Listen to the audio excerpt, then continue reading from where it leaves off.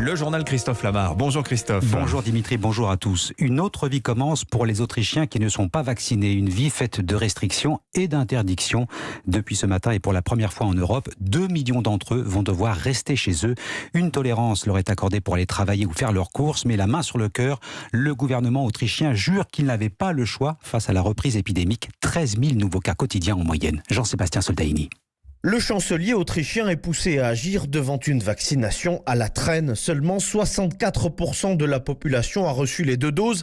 Un taux honteusement bas, dit-il, et une épidémie qui galope. Certains services de réanimation sont de nouveau saturés. Hannes vit à Vienne et il ne voit pas comment faire autrement. C'est évident que si l'Autriche n'agit pas immédiatement, il y aura du dégât.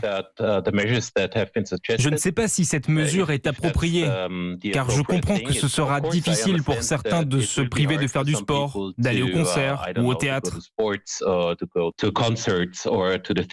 Et c'est évident qu'ils vont avoir le sentiment d'être traités de façon injuste.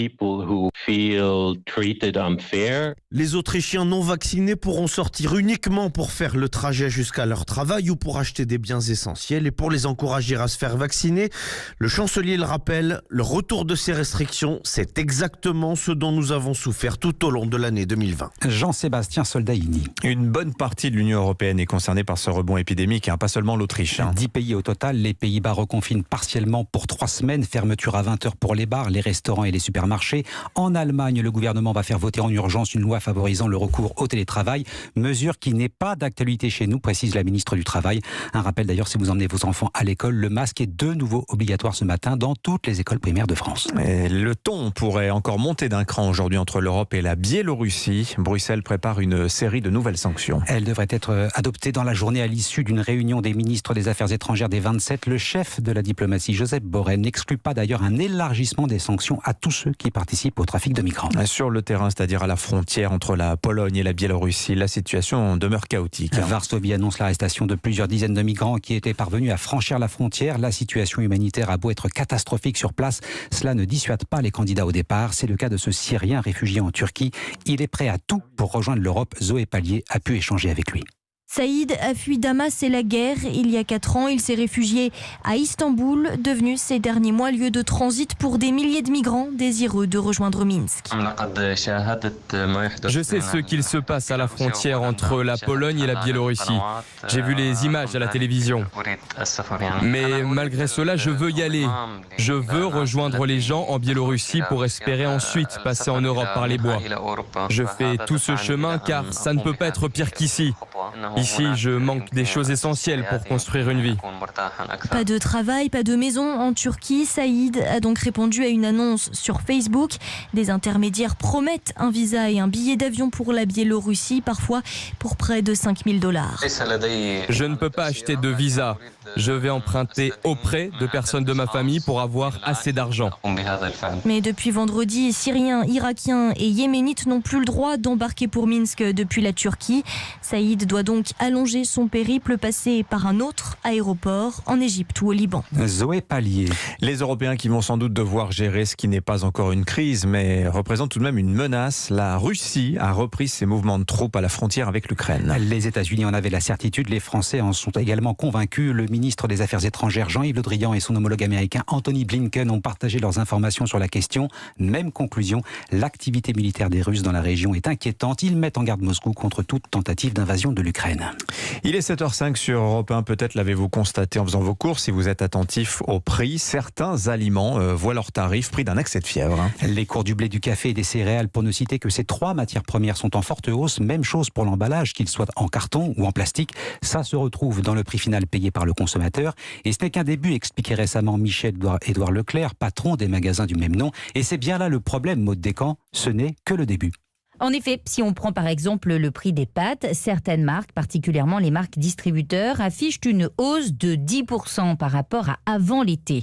Mais cette forte hausse ne concerne pas tous les produits. D'ailleurs, si on regarde sur l'ensemble des produits alimentaires, l'inflation n'est que de 1% depuis le 1er janvier.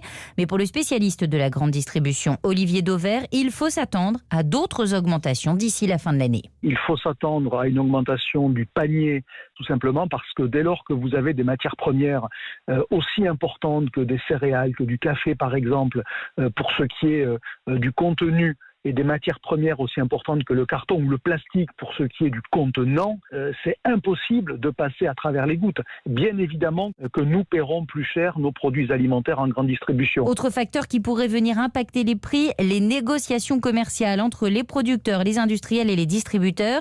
Elles viennent tout juste de démarrer, s'achèveront le 1er mars prochain.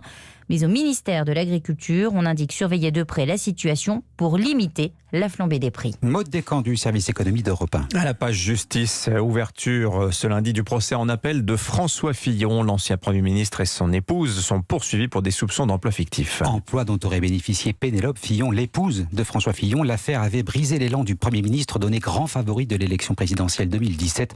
En première instance, François Fillon avait écopé de 2 ans ferme et 375 000 € d'amende. Pour les juges, il était coupable à plus d'un titre, Gladys Laffitte. Ah oui, pour le tribunal, François Fillon a contribué à éroder la confiance des citoyens envers les hommes politiques. Car au total, ce sont plus d'1 150 000 € qui ont été touchés par le couple, alors que, je cite, Pénélope Fillon n'a jamais effectué de réelles prestations de travail, en tout cas rien qui n'aurait pu justifier la rémunération perçue. Pour le tribunal, François Fillon avait sciemment élaboré et mis en place ce système pour détourner cet argent à son profit, sans jamais se remettre en question lors des débats. Alors pour se défendre, l'ex-premier ministre avait torpillé l'enquête menée à charge selon lui en pleine campagne présidentielle. Après le procès, la chef du parquet national financier avait avoué avoir subi des pressions de la part de sa hiérarchie, le parquet général qui aura la charge cette fois-ci de porter l'accusation pour ce nouveau procès. L'avocat de François Fillon avait déjà prévenu très vite. Il aura beaucoup d'explications à demander aux magistrats. Gladys Laffitte du service police-justice d'Europe 1. Le procès doit durer jusqu'au 30 novembre. Enfin, le rugby, le 15 de France s'est rassuré hier avant d'affronter les All Blacks. Les Bleus ont battu la Géorgie 41-15. Victoire très large, mais pas forcément convaincante. Ce sera autre chose samedi face aux All Blacks. Le capitaine Antoine Dupont en a bien conscience. Je les ai joués qu'une fois, après je sais pas si on peut savoir si on est prêt ou pas pour jouer ce genre d'équipe, mais c'est sûr que c'est un grand défi. En tout cas, quand on est joueur, c'est hyper motivant de pouvoir se mesurer à ces joueurs-là, et ça arrive assez rarement. C'est vrai que je pense que tout le monde maintenant a hâte de pouvoir se tourner vers ce dernier match et de pouvoir y penser à 100% et s'y concentrer dessus. Le capitaine du 15 de France, Antoine Dupont, avec Jean Berthelot des Blacks, qui seront sans doute revanchards après la défaite concédée face à l'Irlande. Le week-end dernier, c'est jamais une bonne nouvelle, ça. Prendre des Blacks une fois qu'ils ont perdu, c'est pas très bon signe. Football, l'affaire Amraoui a bel et bien fragilisé le vestiaire des joueuses du PSG. Elles se sont lourdement inclinées 6-1 hier soir face à Lyon. Le choc de cette 8e journée de première division aura donc tourné court. Merci Christophe Lamar, les Blacks battus.